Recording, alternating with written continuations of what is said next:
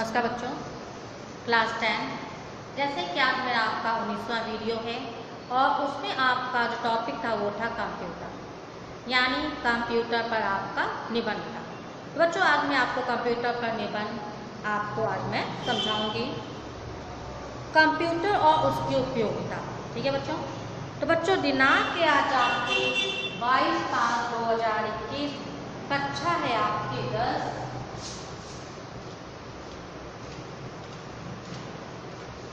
विषय है आपका हिंदी और निबंध है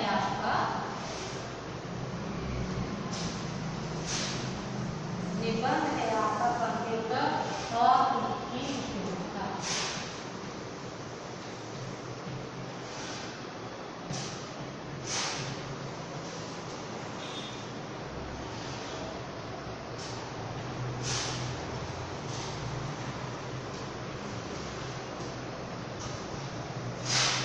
कंप्यूटर और उसकी उपयोगिता, यानी आज की आवश्यकता या आधुनिक शिक्षा में कंप्यूटर की उपयोगिता।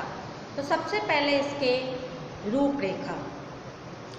तो रूपरेखा में पहला है आपका प्रस्तावना, दूसरा है आपका कंप्यूटर क्या है, ये आपकी रूपरेखा लिखेंगे पहले आप, उसके बाद हेडिंग वर्ड आप इसके अंतर्गत लिखेंगे।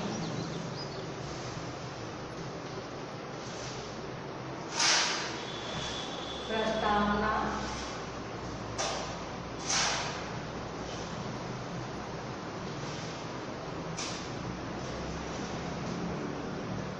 कंप्यूटर क्या है, तीसरा है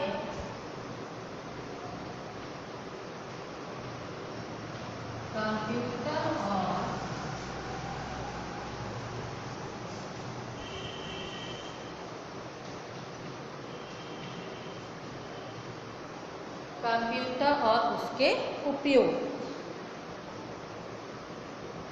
उसके बाद है आपका चौथी हेडिंग है आपकी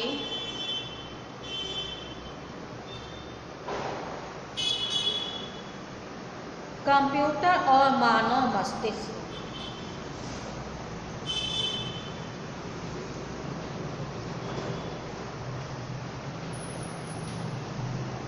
कंप्यूटर और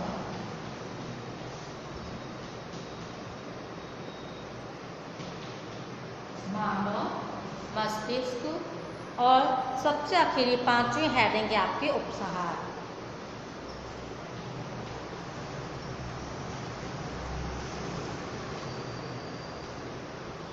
पांचवी हेडिंग है आपकी उपसंहार।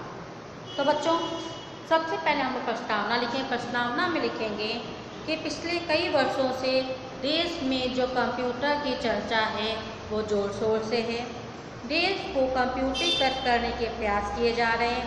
हमारे देश के अधिकतर उद्योग धंधे जो संस्थान हैं वो कंप्यूटर का प्रयोग होने लगा। उन सब संस्थानों में और आपके जो उद्योग धंधे हैं उन सब में कंप्यूटर का उपयोग होने लगा है।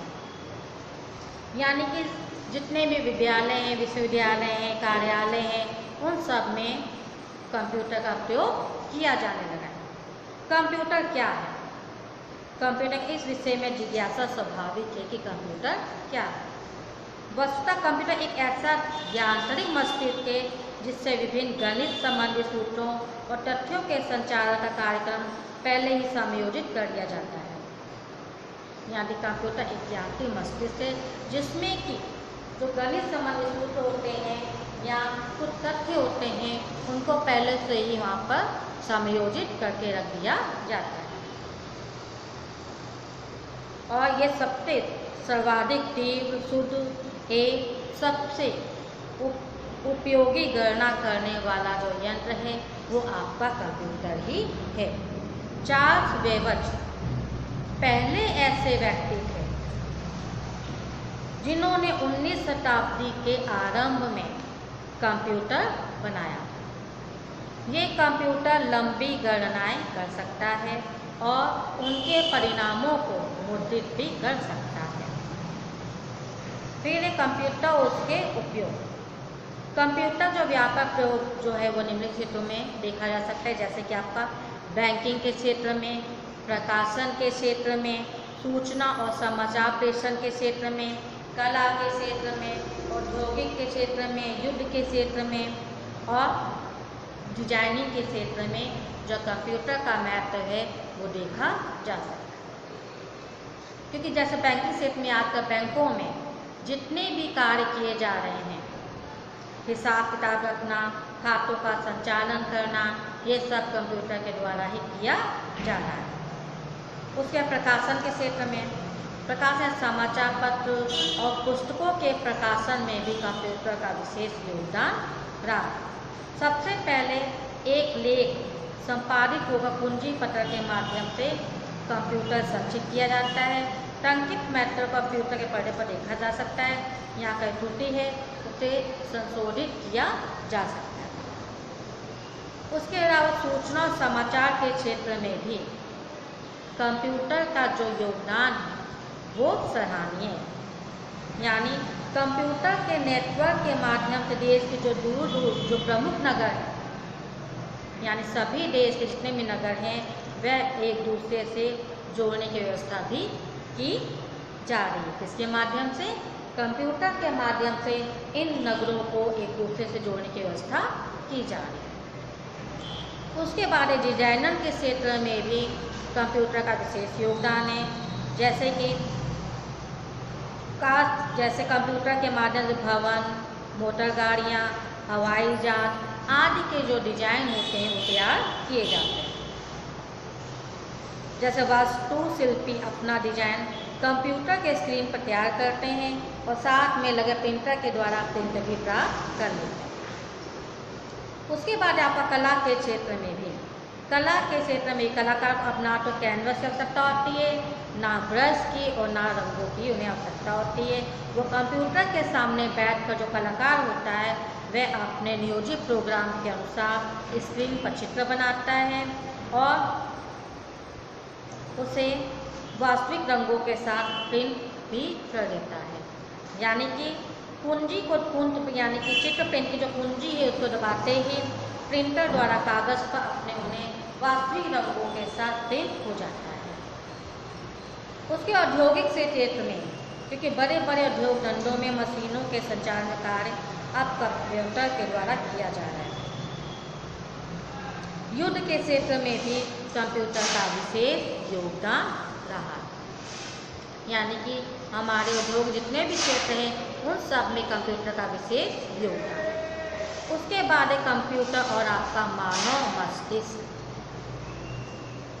ये प्रश्न स्वाभाविक, क्या कंप्यूटर और मानव मस्तिष्क की तुलना की जा सकती है? क्योंकि जो मानव का मस्तिष्क है वो भी कंप्यूटर से तेज है, और कंप्यूटर है वो भी तेज है। पर जो कंप्यूटर वो किसकी उपज है?